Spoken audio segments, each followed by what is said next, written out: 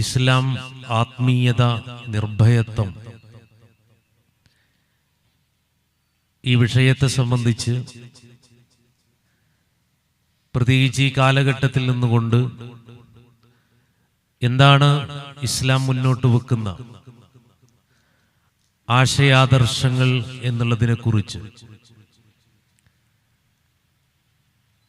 അറിയാവുന്ന കാര്യങ്ങൾ പങ്കുവെക്കുക എന്നുള്ളതാണ് ഉദ്ദേശിക്കുന്നത്. യഥാർത്ഥത്തിൽ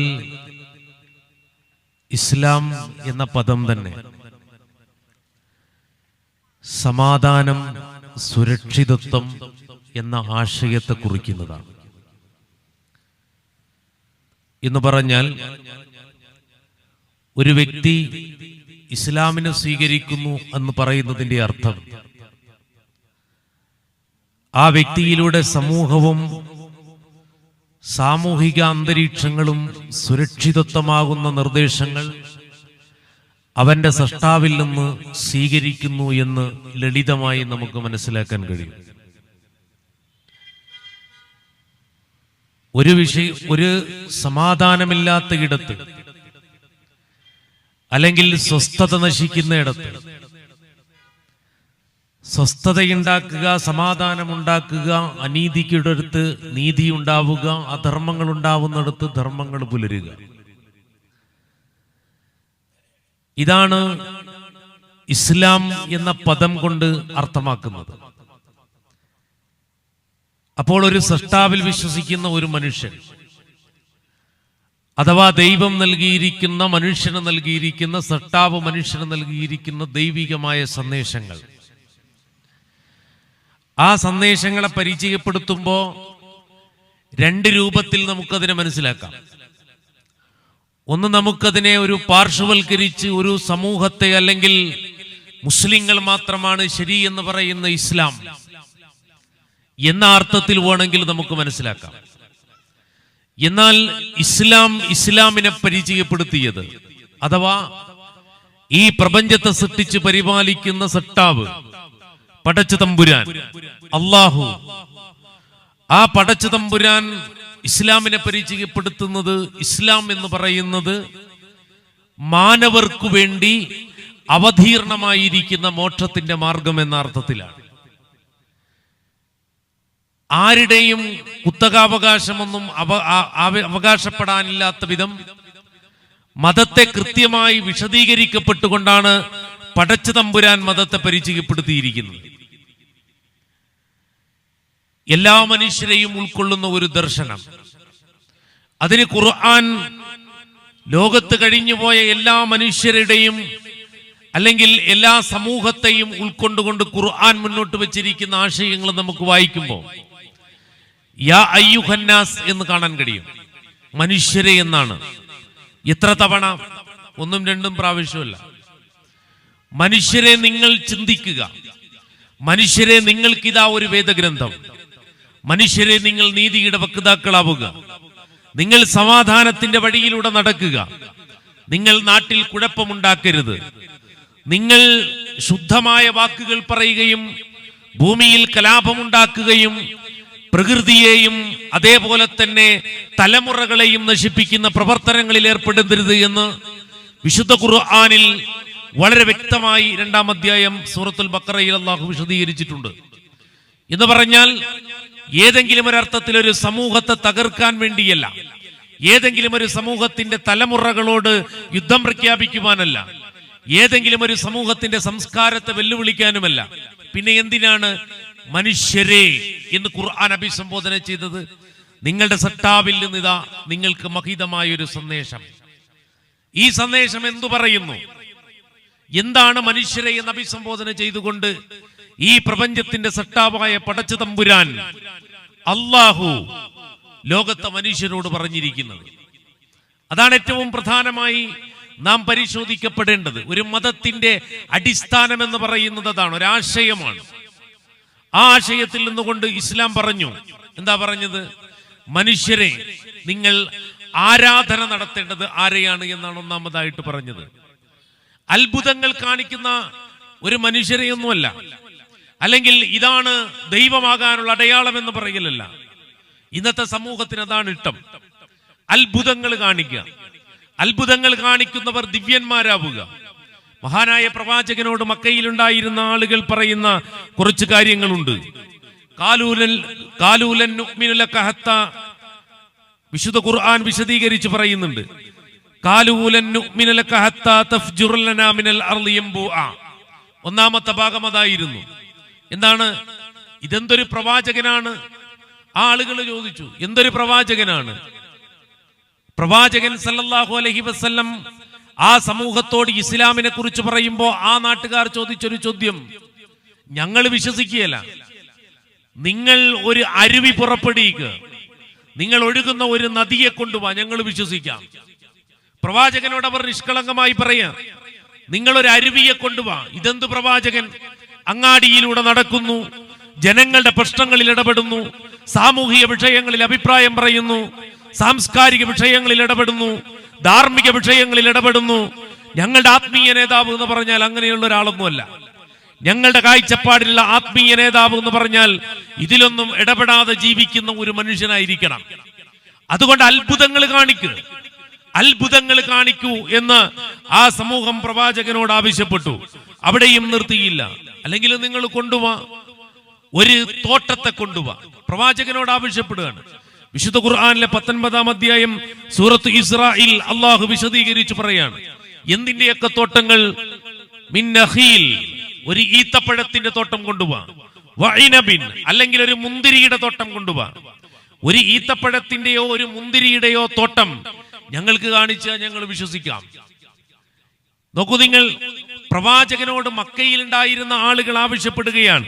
അവിടെയും നിർത്തിയിട്ടില്ല. അവര് പറഞ്ഞു, ഇനി നിങ്ങൾ ആകാശത്തിന്റെ ഒരു കഷ്ണം കൊണ്ടുപോവാ. അതൊന്നും വേണ്ട, നിങ്ങളോട് ജീവിക്കുന്ന അല്ലെങ്കിൽ നിങ്ങളോടൊപ്പം നടക്കുന്ന എന്തേ ഒരു മലക്കിനെ ഞങ്ങൾ കൂടെ കാണാത്തത് എന്ന് പറഞ്ഞാൽ ഈ അത്ഭുതങ്ങളൊന്നും ഇല്ലല്ലോ. ഒരു ആത്മീയത എന്ന് പറയുമ്പോ ഈ അത്ഭുതങ്ങളൊക്കെ വേണ്ടേ?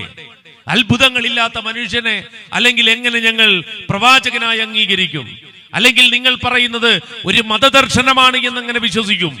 നമ്മുടെ നാട്ടിലും മതദാർശനികന്മാരെ അടയാളപ്പെടുത്തുമ്പോ സാധാരണഗതിയിൽ അടയാളപ്പെടുത്തുന്നവർ പറയാറുള്ളത്, ഇന്ന വിദ്യകളൊക്കെ കൈവശമുള്ള, ഇന്ന കഴിവുകളൊക്കെയുള്ള, ഇന്ന സമൂഹത്തിൽ ഇന്ന പ്രവർത്തനങ്ങൾ നടത്തി വലിയ വലിയ ആളുകളായി തീർന്ന, അത്രയും മഹത്വമുള്ള, അത്രയും ദൈവസാമീപ്യമുള്ള ആളാണെന്ന് വരുത്തി തീർക്കുവാൻ അത്ഭുതങ്ങളുടെ കഥകൾ നിരത്തുന്നിടത്ത് പ്രവാചകനോട് ആ നാട്ടിലുള്ള ആളുകൾ ആവശ്യപ്പെടുകയാണ്, നിങ്ങളൊരു തോട്ടം കൊണ്ടുവാ, അല്ലെങ്കിൽ നിങ്ങളൊരു ആകാശത്തിന്റെ കഷ്ണം കൊണ്ടുവാ, അതല്ലെങ്കിൽ നിങ്ങളുടെ കൂടെ നടക്കുന്ന ഒരു മാലാഖയെ ഞങ്ങൾ കാണട്ടെ എന്ന് പറഞ്ഞപ്പോൾ മഹാനായ പ്രവാചകൻ അവരോട് പറഞ്ഞത് എന്താണ്? അതാണ് മതത്തിന്റെ ജൈവികത എന്ന് പറയുന്നത്. അപ്പൊ ഞാൻ പറഞ്ഞു വന്നത്, പ്രവാചകരോട് അവരാവശ്യപ്പെട്ടത് ഇത്തരത്തിലുള്ള അത്ഭുതങ്ങൾ കാണിക്കണമെന്നാണ്. ഇതിന്റെ അർത്ഥം പ്രവാചകന് മുഅ്ജിസത്തില്ല എന്നോ അല്ലെങ്കിൽ ഏതെങ്കിലും ഒരു അർത്ഥത്തിൽ അതൊന്നും മതപരമായിട്ടുള്ള കാര്യമല്ല എന്നോ അല്ല പറഞ്ഞത്. അവരാവശ്യപ്പെട്ട ഇത്തരം അത്ഭുതങ്ങൾ കാണിക്കാൻ പറഞ്ഞ ആ സമൂഹത്തോട് പ്രവാചകൻ പറഞ്ഞു, ഖുൽ സുബ്ഹാന റബ്ബി, ഖുൽ സുബ്ഹാന റബ്ബി, എന്റെ റബ്ബ് എത്ര പരിശുദ്ധനാണ്. എന്നിട്ട് പ്രവാചകൻ പറഞ്ഞൊരു കാര്യമുണ്ട്, ഹൽ കുന്തു ഇല്ലാ ബശറ റസൂല, ഞാൻ മനുഷ്യനായ പ്രവാചകനാകുന്നു, ദൂതനാകുന്നു എന്നാണ്.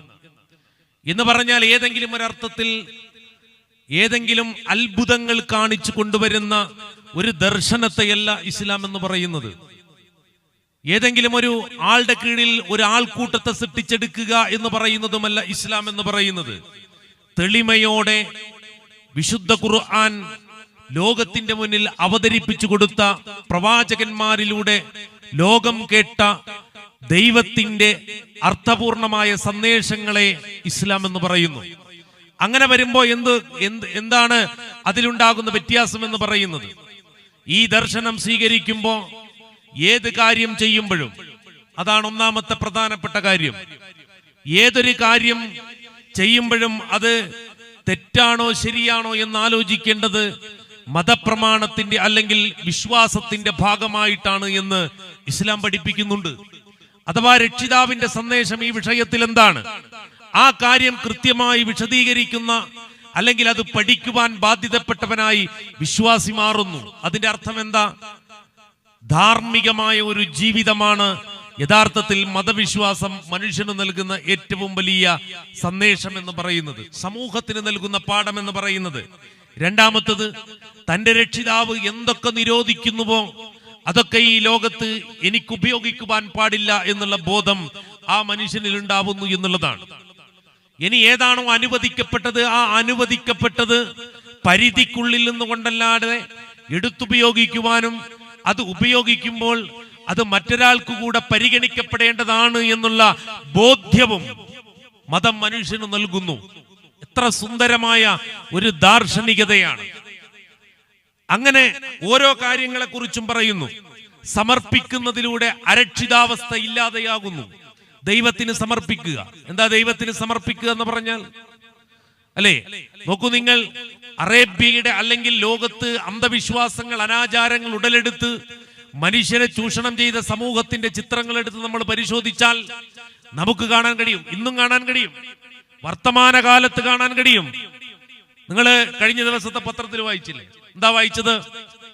അല്ലേ, രോഗം മാറാൻ വേണ്ടി അല്ലെങ്കിൽ അത്ഭുതകരമായ കാര്യങ്ങൾ സംഭവിക്കാൻ വേണ്ടി ഒരാൾ പറഞ്ഞു വിശ്വസിപ്പിക്കുക, എന്നിട്ട് അയാൾ വിഷം കൊടുക്കുക, ആ വിഷം എടുത്ത് കഴിച്ച് മരിക്കുക.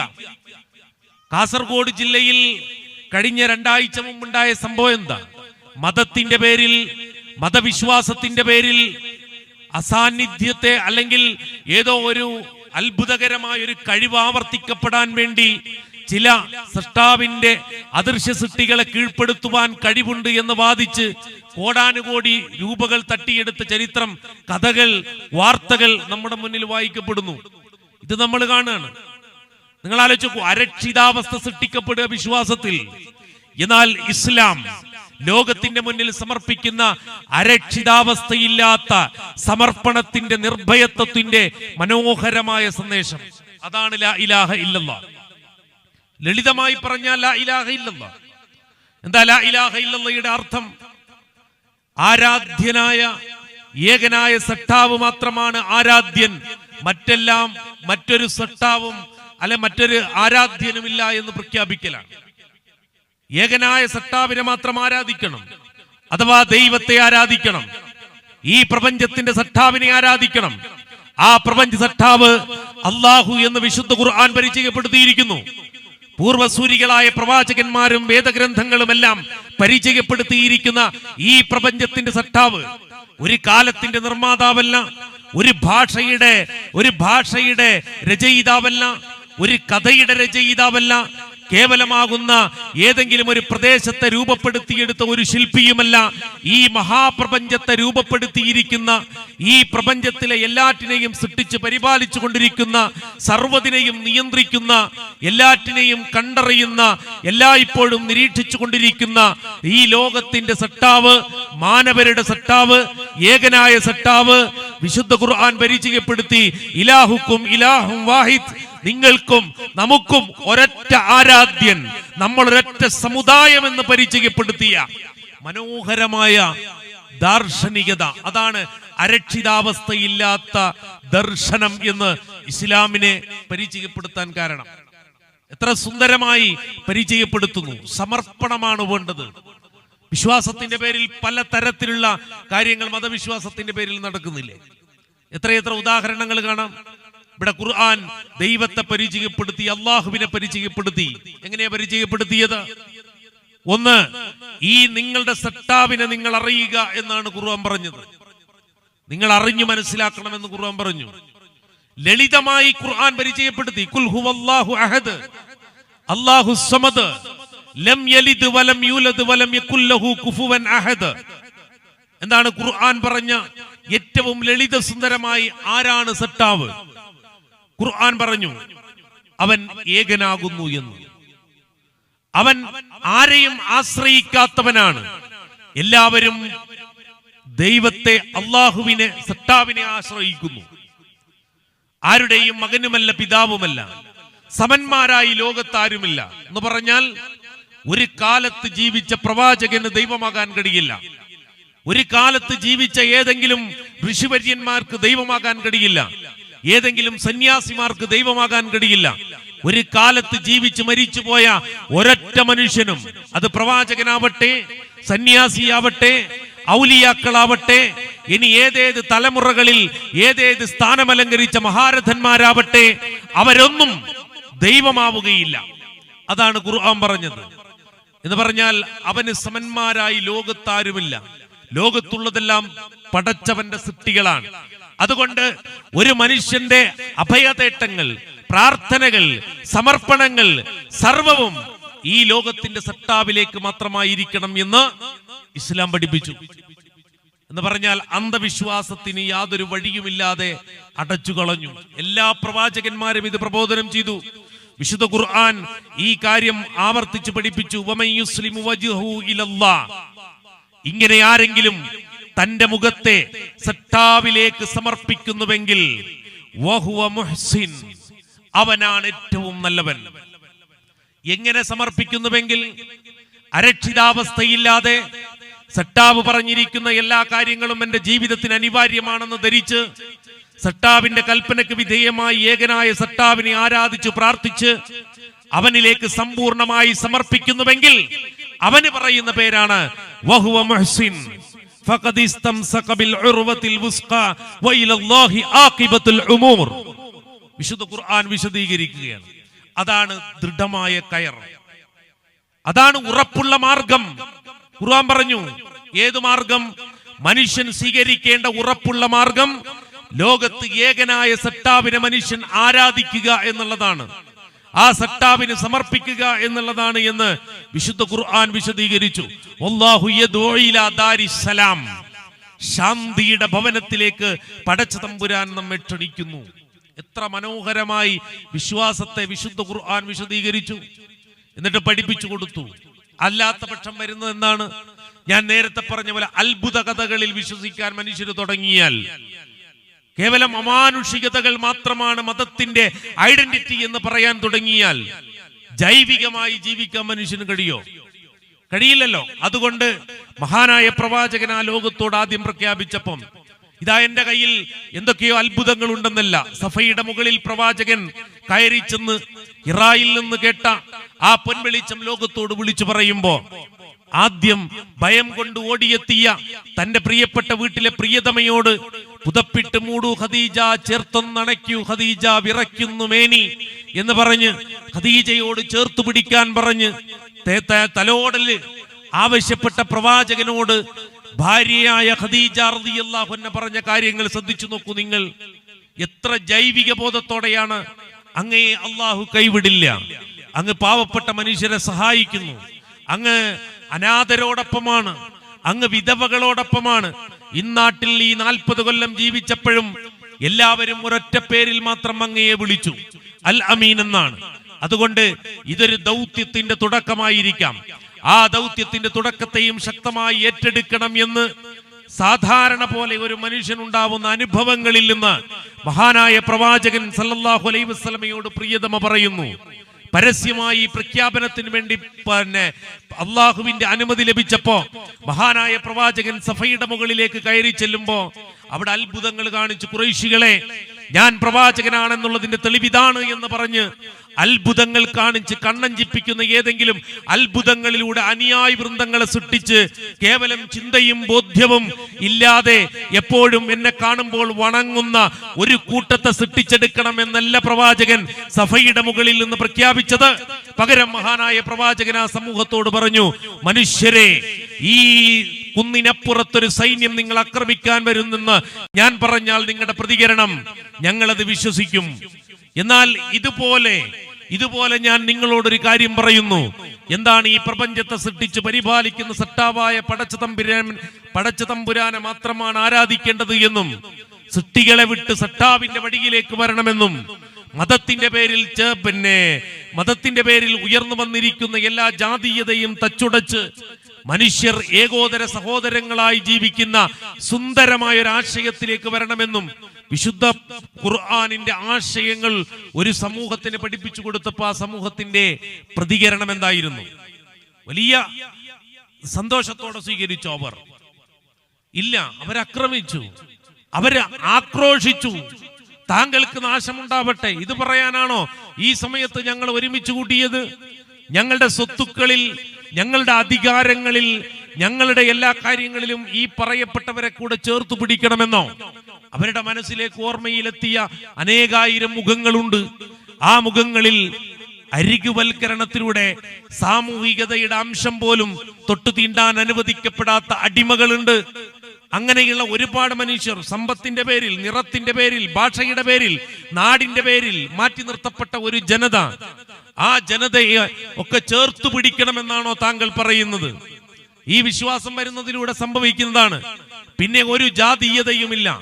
പിന്നെ അവൻ ഇന്ന ആളാണ്, അല്ലെങ്കിൽ അവൻ ഇന്ന പ്രദേശത്താണ്, അതുകൊണ്ട് അവൻ ഇങ്ങനെയാണ് എന്ന് പറയാൻ ഒരു മുസൽമാൻ അവകാശമില്ല. ഇസ്ലാമിൽ അങ്ങനെ ഒരു ജാതീയതയുടെ സ്ഥാനമില്ലാത്തത് കൊണ്ട് തന്നെ അവർക്ക് വലിയ അസ്വസ്ഥതകൾ ഉണ്ടാക്കി.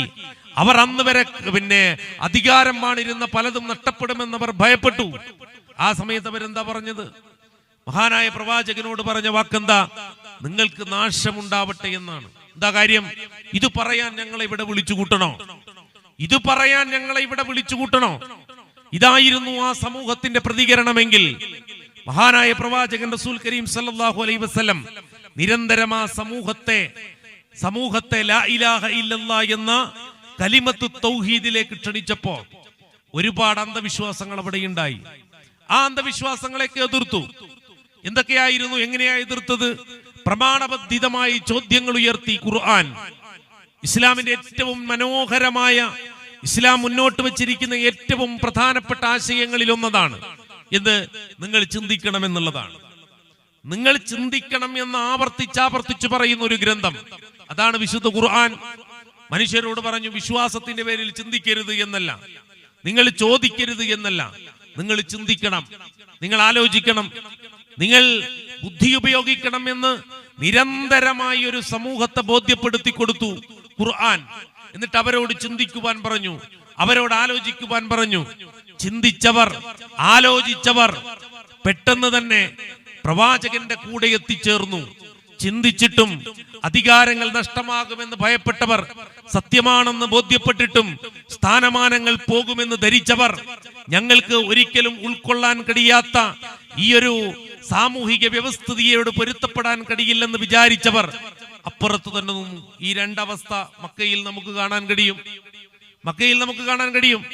എന്നിട്ട് അവരോട് ഖുർആൻ ചോദ്യങ്ങൾ ചോദിച്ചു. എന്താ ചോദ്യങ്ങൾ? വളരെ മനോഹരമായ സംവാദാത്മകമായ ചോദ്യങ്ങളാണ് ഖുർആൻ ഉയർത്തിയത്. അതാണ് ഇസ്ലാമിന്റെ സവിശേഷത. ഇന്ന് ലോകത്ത് ഇസ്ലാമിനെ എല്ലാ കാലഘട്ടത്തിലും ഭീകരവാദത്തിന്റെ മുദ്ര ചാർത്താൻ എല്ലാ കാലഘട്ടത്തിലും ആളുകൾ ശ്രമിച്ചുകൊണ്ടേയിരുന്നിട്ടുണ്ട്. സാമ്രാജ്യത്വ ശക്തികൾ ഇസ്ലാമിനെ എതിർക്കാൻ വേണ്ടി, അല്ലെങ്കിൽ ഇസ്ലാമിന്റെ സഹിഷ്ണുതയെ ചോദ്യം ചെയ്യാൻ അവരാദ്യം ചെയ്യുന്ന പണി ഇസ്ലാം ഭീകരമാണ് എന്ന് പറയലാണ്. ഞാനതിന്റെ സംസാരത്തിന്റെ അവസാനം സൂചിപ്പിക്കാം. ഞാൻ പറഞ്ഞത് ഇസ്ലാമിനെ എന്തുകൊണ്ട് അക്കാലത്ത് എതിർക്കപ്പെടുന്നു, ഇക്കാലത്ത് എതിർക്കപ്പെടുന്നു. ഇസ്ലാം സംവാദത്തിന് വാതിൽ തുറക്കുന്നു എന്നുള്ളതാണ്. ഖുർആനിൽ മുഴുവൻ സംവാദമാണ്. മനുഷ്യനോട് ചോദിക്കുകയാണ്, ആരാണ് ആകാശഭൂമികളുടെ സട്ടാവ്? അങ്ങനെ ഇല്ലെന്ന് പറയുന്നു മനുഷ്യ. എങ്കിൽ ഹൽ അത്താലൽ ഇൻസാനി ഹീനും മിനദ്ദഹർ ലം യകുൻ ശൈഅൻ മദ്കൂറ ഇന്നാ ഖലഖനൽ ഇൻസാന മിൻ നുത്ഫത്തിൻ അംശാജിൻ നബ്തലീഹി ഫജഅൽനാഹു സമീഅൻ ബസീറ. ഖുർആനിലെ മനുഷ്യൻ എന്ന് പറയുന്ന അധ്യായത്തിലെ 1-ാമത്തെയും 2-ാമത്തെയും വചനം. ഇല്ലെന്ന് വാദിക്കുന്നവരോട് ഖുർആൻ സംവദിക്കുന്നു. എങ്കിൽ നീ എവിടെയായിരുന്നു? നിന്റെ കാലഘട്ടം എന്ത്? നീ എങ്ങനെ ഇവിടെ ജനിച്ചു? നിന്റെ മുന്നിൽ ഉൾക്കൊള്ളാൻ കഴിയുന്ന ശാസ്ത്രബോധങ്ങളുണ്ടല്ലോ. ആ ശാസ്ത്ര സത്യങ്ങളെ എങ്ങനെയാണ് ഈ പ്രപഞ്ചത്തിൽ ഉണ്ടാവുന്നത്? ആരാണ് ഇതിന് പിന്നിൽ? നിരവധി ചോദ്യങ്ങൾ നിരന്തരമായി ചോദ്യം ചെയ്തുകൊണ്ടേയിരിക്കുന്നു ഖുർആൻ. നിങ്ങൾ പുനർജന്മമില്ലെന്ന് പറയുന്നു. എങ്കിൽ നിങ്ങൾ ഇവിടെ ഉണ്ടായതിനു ശേഷം, ഈ കാണുന്ന ലോകത്ത് വന്നതിന് ശേഷം നിങ്ങൾ പറയുന്നു നിങ്ങൾ അങ്ങനെ ഒരു അവസ്ഥയിലില്ല എന്ന്. അമ്മയുടെ ഗർഭാശയത്തിൽ ഇരുന്ന കാലത്തെ, ആ കാലഘട്ടത്തെ, ആ സമയത്തെ, ആ സംഭവത്തെ നിങ്ങൾ എങ്ങനെ വ്യാഖ്യാനിക്കും? ഖുർആൻ ചോദിക്കുന്നുണ്ട്. എന്ന് പറഞ്ഞാൽ ആലോചിക്കുവാൻ, ഉറ്റാലോചിക്കുവാൻ നിരന്തരമായ സംവാദത്തിന്റെ വഴികൾ തുറക്കുന്നു. മതവിശ്വാസികളിൽ അന്ധവിശ്വാസം കയറിക്കൂടിയിരുന്ന ഒരു ജനതയോട് ഖുർആൻ ചോദിച്ചു, നിങ്ങൾ ഇടയാളന്മാരെ സൂക്ഷിക്കുന്നു, എന്തിനാ? ദൈവത്തിലേക്ക് സാമീപ്യമെടുക്കാൻ ചില ആളുകളെ സൂക്ഷിക്കുന്നു. അങ്ങനെ വേണോ? ഖുർആൻ ചോദിച്ചു, അങ്ങനെ വേണ്ടതുണ്ടോ? അതെന്തിനാണെന്ന ചോദ്യമാണ് അവരോട് ചോദിച്ചത്. എന്തിനാണെന്നുള്ള ചോദ്യം ചോദിച്ചു. അവര് പറഞ്ഞു, ഞങ്ങള് പടച്ചവനിലേക്ക് അടുക്കുവാൻ ചില മധ്യവർത്തികളെ സ്വീകരിക്കുന്നു, ചില പുരോഹിതന്മാർ അവിടെ വേണം. ആ പുരോഹിതന്മാർ മുഖേന മാത്രമേ നിങ്ങൾക്ക് ദൈവത്തിന്റെ സാമീപ്യം കരസ്ഥമാക്കാൻ കഴിയൂ എന്ന ഒരു വിശ്വാസം സമൂഹത്തിൽ സ്ഥാപിക്കപ്പെട്ടു. ഖുർആൻ അതിനെ തുടച്ചു നീക്കി. ഖുർആൻ പറഞ്ഞു, വൈദാ സഅലക ഇബാദി അന്നി ഫഇന്നി ഖരീബ്. ആ ആയത്തിന്റെ, ആ വചനത്തിന്റെ സൗന്ദര്യം എത്രയാണെന്നറിയോ? ലോകത്തെ സർവ പൗരോഹിത്യത്തെയും ഇല്ലാതാക്കുകയും മതത്തിന്റെ തെളിഞ്ഞപടിയും സട്ടാവിലേക്കുള്ള തെളിഞ്ഞപടിയും സട്ടാവും സിട്ടിയും തമ്മിലുള്ള ഏറ്റവും അങ്ങേയറ്റത്തെ ബന്ധത്തെയും കുറിക്കുന്ന വിശുദ്ധ ഖുർആനിലെ ഏറ്റവും മനോഹരമായ വചനമാണ് വൈദാ സഅലക ഇബാദി അന്നി ഫഇന്നി ഖരീബ ഉജീബു ദഅവത ദാഇ ഇദാ ദഅാനി ഫൽയസ്തജീബു ലി. മറ്റൊന്നും പറയേണ്ടതില്ലാത്ത വിധം എന്റെ അടിമ എന്നെ കുറിച്ച് നിങ്ങളോട് ചോദിക്കുന്നു. എന്റെ അടിമ എന്നെ കുറിച്ച് നിങ്ങളോട് ചോദിക്കുന്നു, എന്നോട് ചോദിക്കുന്നു, നിങ്ങളോട് ചോദിക്കുന്നു. അല്ലേ? എന്താ പറയേണ്ടത്? റബ്ബിലേക്ക് അടുക്കാൻ, അല്ലെങ്കിൽ പടച്ചോൻ എന്ന് പറഞ്ഞാൽ ഇങ്ങനെയുള്ള ഒരാളാണ്, അങ്ങനെ നിങ്ങൾക്കൊന്നും വിചാരിച്ചതുപോലെ അടുക്കാൻ പറ്റില്ലെന്നാണോ? യാതൊരു ഉപാധിയുമില്ലാതെ, യാതൊരു വിധത്തിലുള്ള ഉപാധിയുമില്ലാതെ. അതാണ് ഏതെങ്കിലും ഒരു ഉപാധി വെക്കുക, വിശ്വാസത്തിന്റെ പേരിൽ ഇന്നത് തരണം, അല്ലെങ്കിൽ ഇത്ര പൈസ അടച്ചാലേ കാണാൻ പറ്റൂ, നിങ്ങൾ ഇങ്ങനെ കൊടുക്കണം, നിങ്ങൾ ഇങ്ങനെ വേണം, നിങ്ങൾ ഇങ്ങനെ ചെയ്യണം. ഒരു ഉപാധിയുമില്ലാതെ ഖുർആൻ പറഞ്ഞു ഫഇന്നി ഖരീബ്. തൊട്ടടുത്തുണ്ടെന്ന് പറയണം, തൊട്ടടുത്തുണ്ടെന്ന് പറയണം. എല്ലാ ആത്മീയ ചൂഷണങ്ങളെയും അവസാനിപ്പിച്ച് നിർഭയത്വം, സമാധാനം പ്രദാനം ചെയ്യുന്നു. ബാക്കിയെല്ലാം നിർഭയത്വം നഷ്ടപ്പെടുത്തും. ഇതിനിടയിൽ ആരെ കയറ്റിയാലും, വിശ്വാസത്തിനിടയിൽ ലോകത്ത് മറ്റൊരു അദൃശ്യ ശക്തിയുണ്ട് എന്ന് വിശ്വസിക്കുകയോ ഭയപ്പെടുകയോ അതിന്റെ പിറകെ പോവുകയോ ചെയ്താൽ ആദ്യം നഷ്ടപ്പെടുന്നത്, ഒന്നാമതായിട്ട് നഷ്ടപ്പെടുന്നത് മനുഷ്യന്റെ നിർഭയത്വമാണ്. അതിന് അറബിയിൽ അമ്ന് എന്ന് പറയും. ആ അമ്ന് നഷ്ടപ്പെട്ട് കഴിഞ്ഞാൽ പിന്നെ വിശ്വാസം ഉണ്ടാവില്ല. ആ അമ്നുണ്ടാവാൻ എന്താ വേണ്ടത്? സട്ടാവും സിട്ടികളും തമ്മിൽ ഉപാധികളില്ലാതെ, ഒരു മധ്യവർത്തിയുടെ സഹായമില്ലാതെ, ഒരു പുരോഹിതൻ ഇടയാളനാവാതെ, ഏതെങ്കിലും അർത്ഥത്തിൽ മറ്റേതെങ്കിലും തരത്തിലുള്ള വിഷയങ്ങൾ കൊണ്ടുവരാതെ ഖുർആൻ പറഞ്ഞു, എന്റെ സട്ടാവ് എന്നെ കുറിച്ച് ചോദിക്കുമ്പോ ഫഇന്നി ഖരീബ് എന്ന് പറയണം, തൊട്ടടുത്താണെന്ന് പറയണം. ഉജീബു ദഅവത ദാഇ ഇദാ ദഅാനി ഫൽയസ്തജീബു ലി. പ്രാർത്ഥിക്കുന്നവരെന്നോട് പ്രാർത്ഥിക്കട്ടെ, നാം അവർക്ക് ഉത്തരം നൽകാം. ഖുർആൻ എത്ര കൃത്യമായിട്ട് വിശദീകരിച്ചു. ആവർത്തിച്ചാവർത്തിച്ച് ഖുർആൻ പറഞ്ഞു. ഇതിനെ ഇത് ഖുർആൻ ഒരു സമൂഹത്തോട് പറഞ്ഞത്, ഇല്ലെങ്കിൽ ഇതിനെ ചൂഷണം ചെയ്യപ്പെടും, തെറ്റായ മാർഗത്തിൽ ഉപയോഗിക്കപ്പെടും. അങ്ങനെ വരുമ്പോ വിശ്വാസത്തിന്റെ ദാർശനികത എന്ന് പറയുന്നത്, വിശ്വാസത്തിന്റെ നിർഭയത്വം എന്ന് പറയുന്നത് ഏറെ പ്രധാനപ്പെട്ടതാണ് എന്ന് ഒരു സമൂഹത്തെ നിരന്തരം സംവാദങ്ങളിലൂടെ അഥവാ സംസാരിച്ചു കൊണ്ട് ബോധ്യപ്പെടുത്തുകയാണ് ഖുർആൻ ചെയ്തിരിക്കുന്നത്. അതുകൊണ്ടാണ് ഖുർആൻ, നിങ്ങൾ ചിന്തിക്കുന്നില്ലേ എന്ന് ഖുർആൻ ആവർത്തിച്ച് ചോദിച്ചു കുറെ ചോദ്യങ്ങൾ ചോദിച്ചു. ആ ചോദ്യങ്ങളിൽ പലതും മഴയെക്കുറിച്ച് ചോദിക്കുന്നുണ്ട്, കൃഷിയെക്കുറിച്ച് ചോദിക്കുന്നുണ്ട്. പരലോകത്തെയും മരണാനന്തര ജീവിതത്തെയും ബോധ്യപ്പെടുത്തുവാൻ വിശുദ്ധ ഖുർആൻ മനുഷ്യന്റെ ഭക്ഷണത്തിലേക്കും മനുഷ്യന്റെ സൃഷ്ടിപ്പിലേക്കും മനുഷ്യന്റെ വളർച്ചയിലേക്കും മനുഷ്യന്റെ ഓരോ ഘട്ടങ്ങളിലൂടെ കടന്ന് മനുഷ്യനെ ബോധ്യപ്പെടുത്തിക്കൊണ്ടിരിക്കുന്നുണ്ട്.